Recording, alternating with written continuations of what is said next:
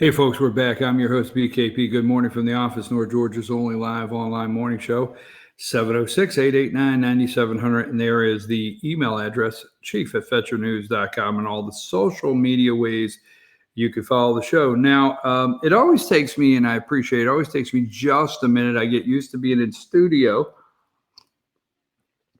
And then I'm back on location. Now, just a little side note.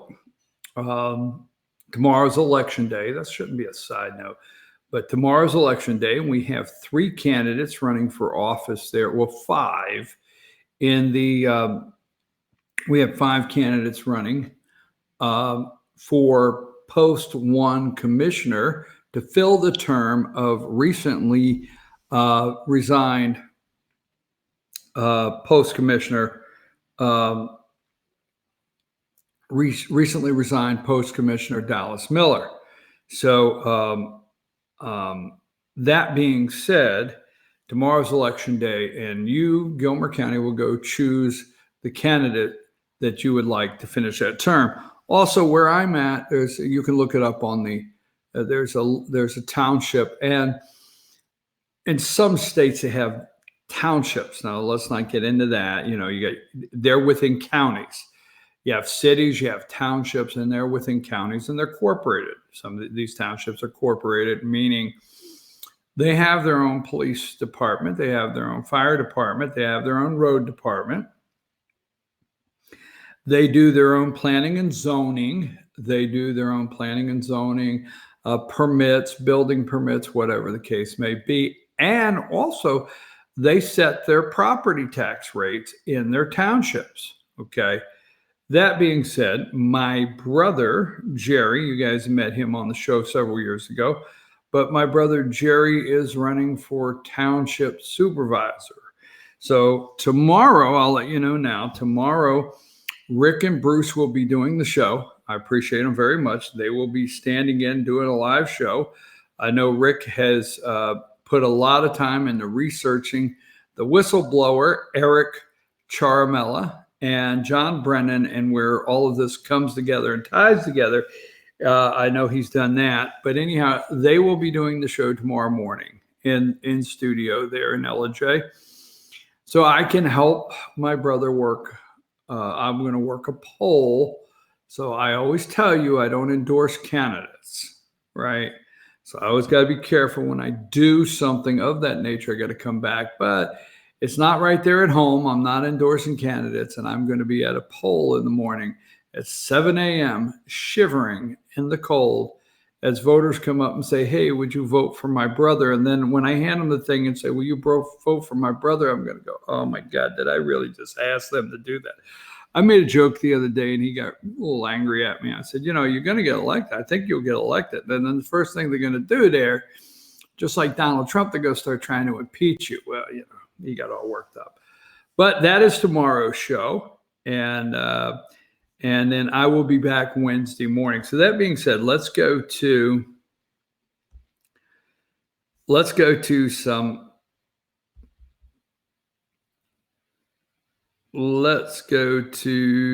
number 7. And this is Eric Charmella, the whistleblower. Okay. Now, just to say this is the whistleblower. You can look him up. I have 2 hours a day, and then on Mondays, I only have an hour and 50 minutes. So you could go look Eric up, look at his background, look who he's worked for. He's worked for Biden. And then you go look at number 2, Brennan, okay? And look at Brennan, number 2 there, that former CIA director. Now, I'm gonna send you to an article, because just like the article that Rick brought up on air, I think it was last Friday or maybe Friday before last, redstate.com is doing an outstanding job piecing everything together. But this article on Zero Hedge, okay, and that's what the website is, zerohedge.com, it says, Brennan's spy, ?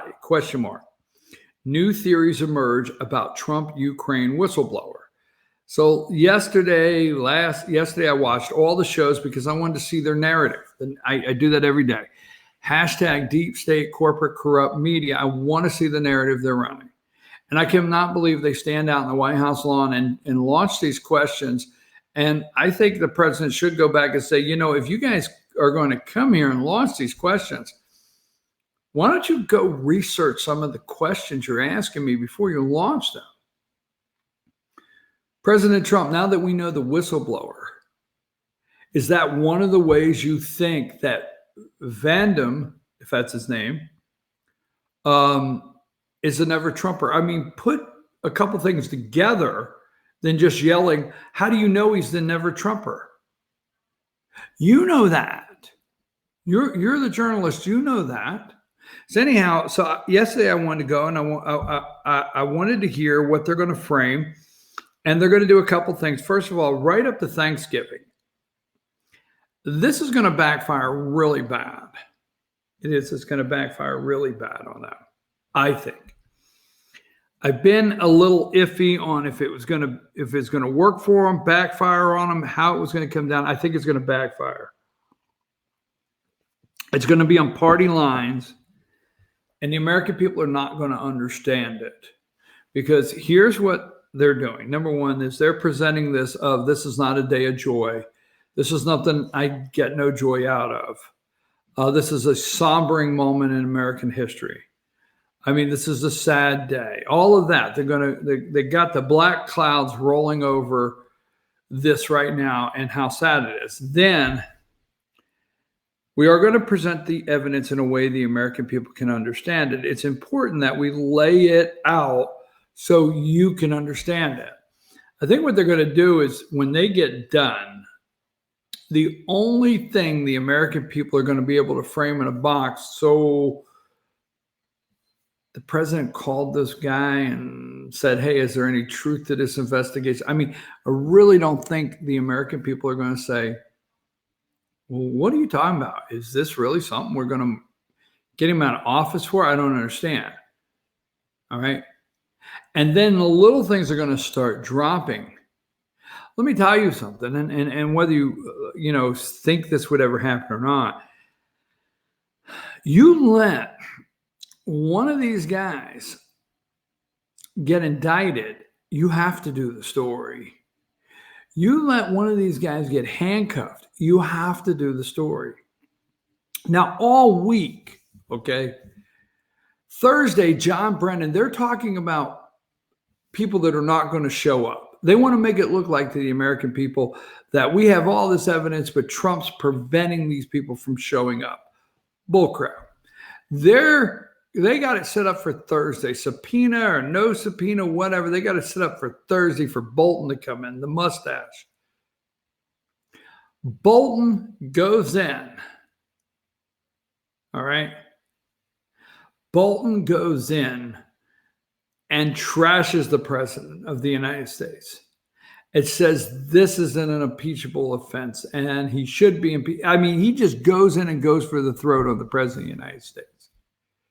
Then John Bolton is totally finished. Totally. His career is done. Totally finished. He might as well go out in somewhere, where it's at Topeka, Kansas, or just somewhere in one of them little subdivisions in the middle of nowhere in Oklahoma and buy his little house. And nobody knows who he is down at the Shop and Save when he goes down to get his hamburger buns. Nobody. He's done if he does that. So they're hanging on that. All right.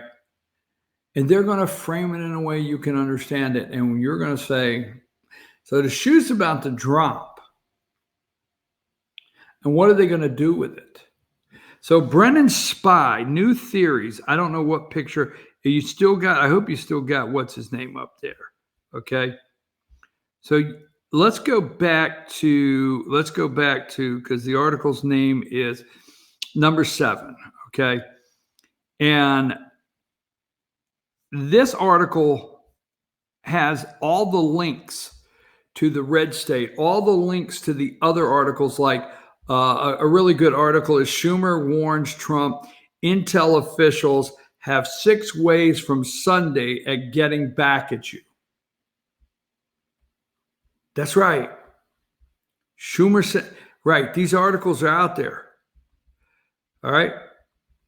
The latest, the new leader of the Democrats in the Senate says Donald Trump is being really dumb for picking a fight with the intelligence officials, suggesting they have ways to strike back after the president-elect speculated Tuesday to his so-called briefing about Russian cyber attacks had been delayed in order to build a case. Let me tell you, you take on the intelligence community, they have 6 ways from Sunday at getting back at you, said Senate Minority Leader Chuck Schumer Tuesday evening on MSNBC Rachel Maddow. All right. January 3rd, 2017. January 3rd, 2017. They got 6 ways from Sunday of getting back at you, Schumer said. Oh, yeah. So if you go to this article, Brennan spies, new theories emerge about Trump-Ukraine whistleblower. Now, obviously, you don't like it, so I won't read the whole thing. As Democrats seek to impeach President Trump over the high crimes of asking Ukraine to investigate his political opponents, theories have emerged suggesting the whole thing is 6 ways from Sunday operation, as Chuck Schumer said in 2017, by intelligence community holdovers and establishment Democrats to remove a sitting president who is starting to fly too close to the sun. Holdovers, the spies inside the White House. Spies inside the White House. Trump is too close to the sun here. And they've in case of emergency, after Trump asked his Ukrainian counterpart on July 25th to investigate pro-Clinton Ukrainian meddling into the 26th U.S. election. That's what he asked. Could you investigate into the meddling of the election? There was a time when I thought we wanted to know that. And allegations of corruption, allegations of corruption. Not, hey, can you dig up some dirt? Do you got some guys that'll work for me undercover and dig up some dirt? No, he said it out loud. See, the thing is Trump knows damn people are on the phone. There's only 2 things, and I'm going to tell you what I think. There's only 2 things on this phone call. Trump is the dumbest damn man there ever was, there ever is, whatever. Dumbest guy in the world, or he's the smartest guy in the world. I'm going to go with smart. He knows he's got 10 guys sitting on the telephone.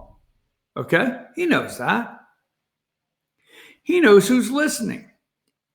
He knows who's going to run right out and tell. He knows that the whole time. He knows how close he is to the sun and what he's about to touch. He knows. He knows what William Barr has. He knows what Durham has. He knows what Whitaker has. He knows what a lot of them have and produced and have ready. He knows. I believe that very well. I think when he gets on the phone. You know how you will tell somebody something to see how fast it comes back? I've done it. I do it all the time. I'll call somebody up, tell them something. I mean, you thinking now like, oh no, next time he calls me, but I'll tell you, I call somebody up and tell something, I hang up the phone. So I wonder how long before that gets back to me. And I watch. Yeah, I don't care to tell it. So Trump knows that when he's on the phone, he's not a dummy. After Trump asked Ukraine counterpart on 25th, and corruption against Joe Biden and his son Hunter, a CIA officer who worked with the DNC meddler, who is the DNC meddler, and Joe Biden filed a secondhand whistleblower complaint on a recently altered form, which previously allowed only for firsthand. First, let's take a deeper look at the whistleblowers reported by investigative reporter Paul Sperry to be Eric Charamello from Red State. Now, this is a great story. And here's the thing. He is a CIA analyst. All right, couple things. He submitted a whistleblower complaint on August 12th. All right. Vyndham went straight to him and told. The colonel, he's a registered Democrat. This guy is Eric. Do we have Eric up? Let's leave Eric up. Okay, I want to make sure Who do we have there? Let me go right here. Yeah, leave Eric up. This is Eric, okay? He worked for Joe Biden. Let's stay with that, okay? He's a CIA analyst who specialized in Russia and Ukraine. He ran the Ukraine desk at the National Security Council. He was detailed over to the NSC in the summer of 2015 and worked for then National Security Advisor Susan Rice. He worked for former Vice President. Now listen to this very close.